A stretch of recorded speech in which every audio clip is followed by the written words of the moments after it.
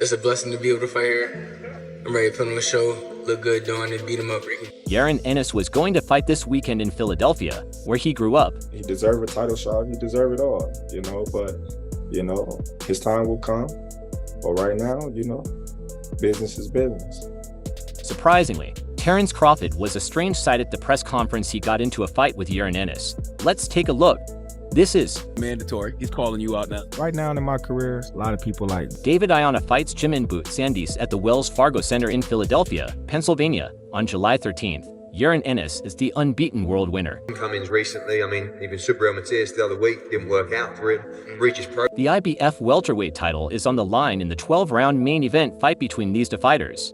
Technical talents that he has learned under his in all 31 fights, including 28 knockout wins.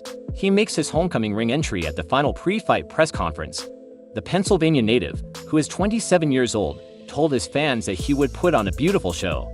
Jaron Ennis has a new opponent in David Avanesyan after Cody Crowley backed out of their fight. And his two older brothers, Bozy Dungeon, takes center stage on. The International Boxing Federation welterweight champion hopes the result will be the same in front of family and friends in Philadelphia boots. Terence Crawford got stripped of the belt just a few months after beating Errol Spence Jr. to become undefeated at welterweight. At Wells Fargo Center. The two-time Golden Gloves medalist comes home for the first time since 2018, headlining a Philadelphia-held fight for the first time, replaced Cody Crowley, who needed eye surgery. Came home to New Orleans, couldn't quite get the performance. You expect to thrive under this kind of atmosphere? He has held interim World Boxing Association NABs and European welterweight gold and has fallen short twice at having world title gold. The Russian-born boxer rebounded in December following a loss against Crawford for the World Boxing Organization welterweight title. At home, there is pressures, everybody but you just believe another fight and another. I can't wait. It's a blessing to be able to fight here, and I'm ready to put on a show and look good doing it. Jaron Ennis said to beat him up, break him down, get the stoppage, and have my fun. I feel that I'm going to grow here and put on a beautiful show. I'm fighting at home. I'm comfortable. I'm on the couch with my feet up, so it's going to be a great show. Most definitely, I feel like I'm going to thrive here. I'm going to have my fun. I'm going to put on a beautiful show. The opponent switch doesn't really mean anything to me. We have southpaws and orthodox in camp pressure. Fighters, we do everything. We're standing on business. I'm not going to go in there looking for the finish, but I'm going to have my fun, put on a show, but I'll let the knockout come to me. It's going to be turned up in here, fireworks. It's going to be lit up, and I'm excited. You are going to see a beautiful show, and I'm going to show the world in the 147 pounds class that I am the best. About the switch of opponents, Cody Crowley, a little bit of an unknown southpaw. The worry was that he would come in this kind of environment. Iona, who has 30 wins, 4 draws, and a loss, including 18 knockout wins, makes his third try to become world champion in December 2022. The 35-year-old Armenian contender fought Terence Crawford for the World Boxing Organization welterweight title but was stopped in the 6th round and he capitulate under that kind of pressure. Not this man. We don't expect him to do that. We know he's a true fighter. In February 2017, the former World Boxing Association interim 147-pound title holder faced Lamont Peterson in a fight with the full belt on the line but dropped a unanimous decision. I believe I am here because God has given me the chance. David Iona said, I know he's a good fighter, but I'm happy that he is. I only want to face good fighters. That's why I am here. He'll give it everything on Saturday. The move wasn't really meaning nothing to me. I fought Crawford, but that's history. People that know fighting know now me. I've had many big fights. This is another good fight and a great chance for me, and I will give everything. Interestingly, it was the same Terence Crawford who stole the show after he appeared at the press conference shortly after it was over and ran into Jaron Ennis. We have southpaws and orthodox in camp, pressure fighters, boxers. We do everything. We have every type of opponent, that can resemble an opponent. While there were enough people to separate them, they couldn't stop the war of words as both boxers kept throwing verbal punches at each other before Terence Crawford made his way out. The feud between Terence Crawford and Jaron Ennis began when Terence Crawford was about fighting Errol Spence. Although Terence Crawford, being the winner of the undisputed welterweight title fight against Errol Spence Jr., undoubtedly became the top dog at 147 pounds, and he was expected to overcome another challenge to his supremacy from Jaron Ennis. I always said Boots was a great talent. I always told everybody that I supported them. I've been. On the other hand, Ennis maintained his International Boxing Federation interim world title in extremely impressive fashion against Rome Villa, becoming the first man to stop the game Colombian at Boardwalk Hole in Atlantic City. Following the victory, Ennis made no secret of the fact that he wanted the winner of Spence vs. Crawford next and announced he would be in attendance in Las Vegas on July 29th. Since he was in the amateurs, when he was fighting Gary Russell, you know, always. And when asked by Fight Hype about the prospect of a future showdown with Boots, Crawford was full of praise for the 26-year-old and promised him his time would come. "I always said that Boots is a great talent, and I've always told everybody that I back him. I've been backing him since he was in the amateurs, and he was fighting Gary Russell. I always backed him because they said he reminded them so much of me, myself and him, and yes, he deserves a title shot, and he deserves it. All his time will come. But right now business is business." And when Terence Crawford and Errol Spence Jr. fought, Terence Crawford made history, becoming the first unified welterweight champion in the history of the 4 major belt era with a 9th-round technical knockout win over Errol Spence Jr. last year. Sir Crawford added Spence's World Boxing Association, World Boxing Council, and International Boxing Federation titles to his own World Boxing Group, Crown. The knockout victory marked Crawford's 11th straight finish, with 9 of them now coming in the 6th round or later. This, however, was the most impressive of them all, as Crawford put on a boxing masterclass to nearly dominate the fight from the moment he dropped Spence in the 2nd round. Whose arrow this is? Will it be Errol? That was an unfamiliar position for Spence, who had not previously been dropped once in his successful career. By the end of the fight, he had gone down 3 different times, a similar story as Devin the Dream Haney, who was dropped 3 times en route to the very first loss of his career. But Crawford finished the fight, hitting a stunning 60% of his power shots and 40% of his jabs. His 87 successful jabs were the most by a single opponent. Spence back to him, Crawford, with the jab down. Goes Spence H quickly. The fight opened with Spence dictating terms and pressuring early while Crawford carefully and cleverly sat back, picking his moments to counter like he did late in the 1st round, while there were no major moments for either fighter. Spence overreached on one occasion, and Crawford was quick to counter with a strong left hand. It was just a taste of the kind of chess match that was expected in the early rounds, with Crawford known as more of an intentional slow starter and Spence likelier to try to set the pace for him. "That's the dude I need to fight." Maybe after the rematch, Spence was able to do just that some more in the 2nd with a combination of his movement, consistent jab, and relentless pressure causing problems. But a straight left power jab from Crawford saw Spence suddenly drop for the first time in his career in the final moments of the 2nd round. Boots was a great talent. Crawford's power started to really show in the 4th round as a big overhand left and series of brutal jabs hit and hurt Spence, continuing an incredible start for the 35-year-old.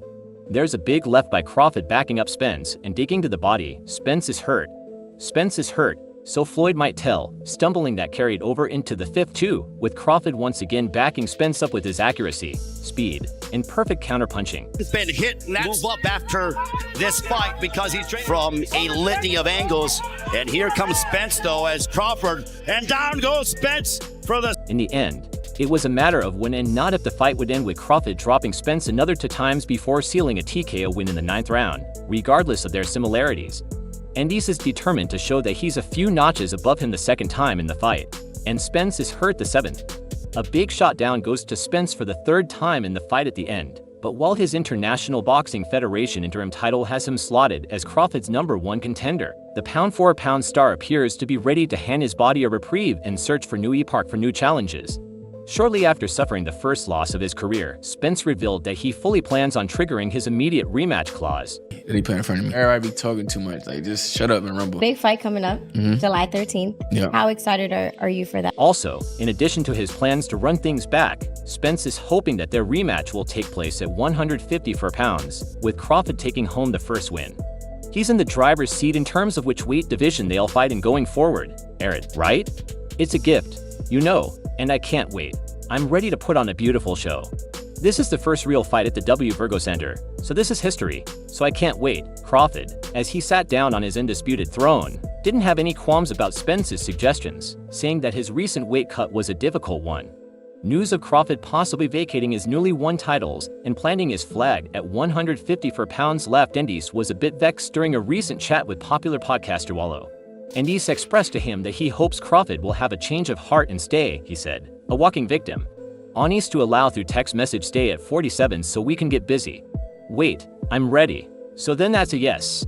If you go up to 154, you definitely want Crawford's team went nearly the full length of the 30-day negotiation time before informing the International Boxing Federation of its commitment to a second fight with Spence. I want to show the world and prove that I, show my skills and my ability, whatever he think he could do, I could do better, smart, I'm sharp, Sanctioning bodies generally do not respect rematch clauses as a justifiable exception for mandatory title fights. International Boxing Federation Rule 3b in fact prohibits the practice that no contract for a title contest shall contain any clause or any provision whatsoever guaranteeing or in any way assuring or promising either contestant a return. Championship contests where such clause or provision interferes with the required defense of a title, most big fights tend to violate that rule. Crawford Spencer falls right into that group. What we know? I don't know nothing. I'm trying to find out what I know. Enlighten me. It was a risk that Crawford was ready to take to secure a career-defining victory and a life-changing health with the 8-figure payday to go along with it. Based on the foregoing, the IBF has removed recognition of Terence Crawford as the IBF welterweight world champion. The IBF Ennis won the interim IBF title in a 12-round unanimous decision win over Karen Chandon on January 7th in Washington, D.C. You jumped up out of my sanction body to go fight. The IBF agreed to sanction the fight under such terms given that Ennis, as the mandatory challenger at the time, did not have a path to instantly challenge for the title.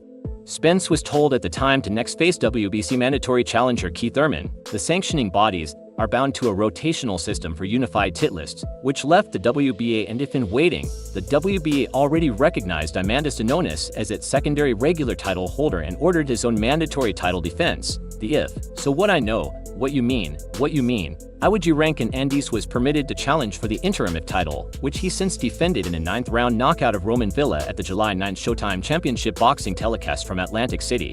The fight came with the official ruling that he would next challenge the Crawford-Spence winner, at least from the IBF's viewpoint. WBA or not catch up little homie catch up. There was prior bickering about the weight in terms of such a fight. Spence noted after his first career defeat that he planned to move up in weight, to which Crawford was initially amenable immediately after their fight. However, Crawford, who reserves the right to determine the weight per their contractual agreement, has since stated a willingness to fight at welterweight.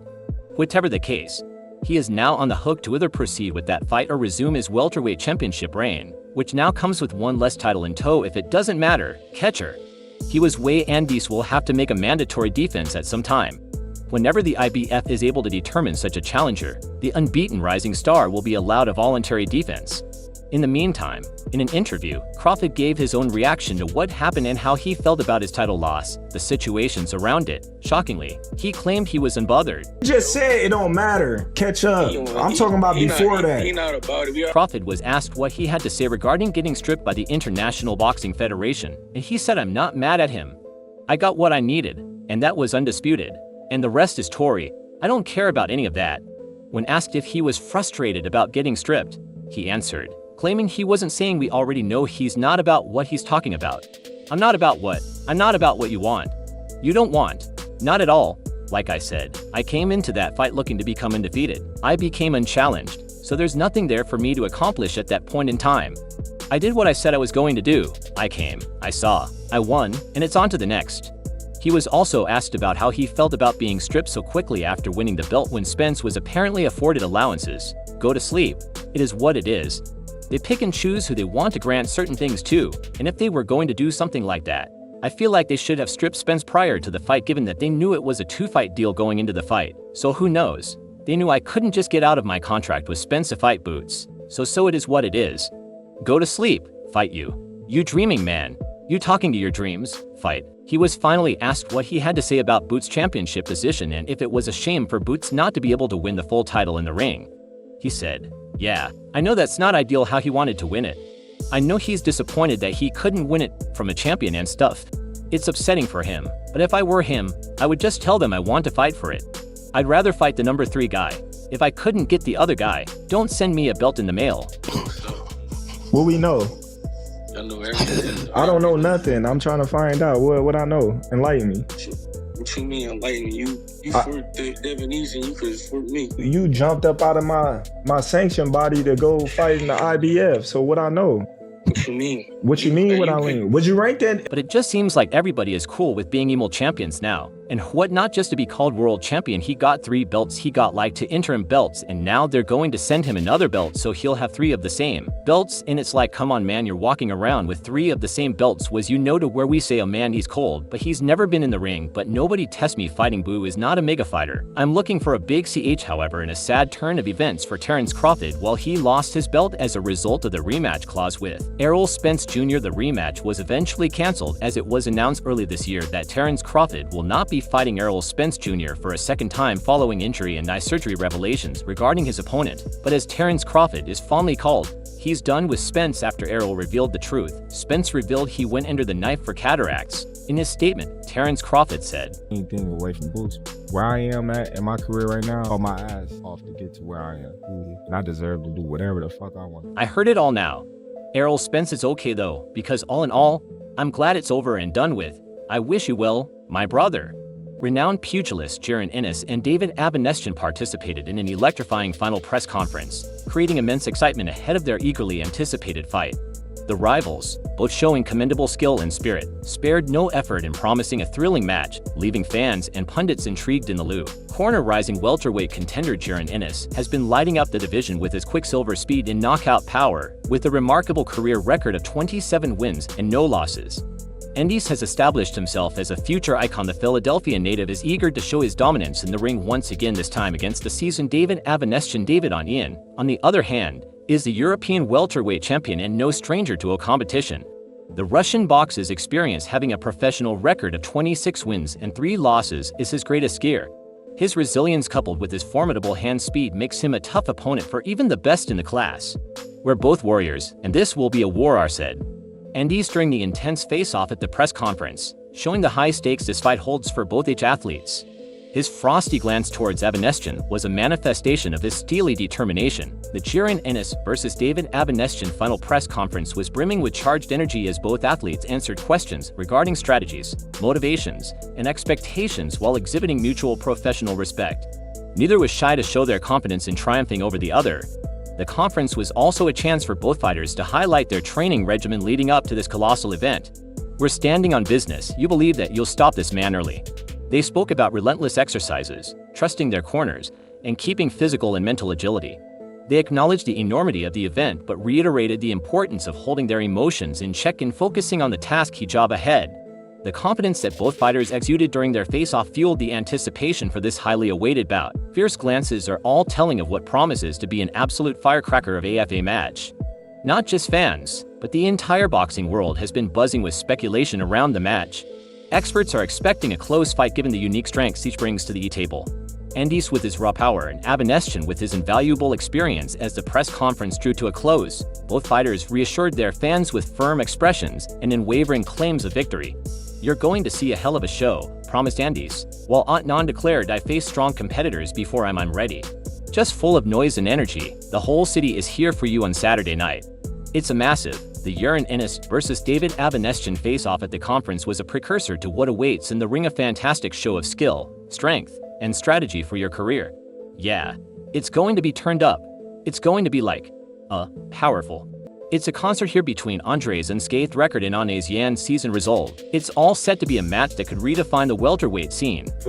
The noise, the energy, the whole city here for you on Saturday night. It's a massive. Coming off their showdown at the press conference, there's no doubt that both fighters will step into the ring with fierce determination, leaving no stone unturned to achieve victory. Without a doubt, the stage is set for an epic welterweight battle between two exceptional fighters who are at the top of their game. The bell can't ring soon enough, and that's all for now. For the very best updates on news, moments, events, and actions in the world of boxing, stay connected with us by subscribing to our YouTube channel, and don't forget to turn on notifications to get notified when we drop quality contents like this. Until next time, peace out.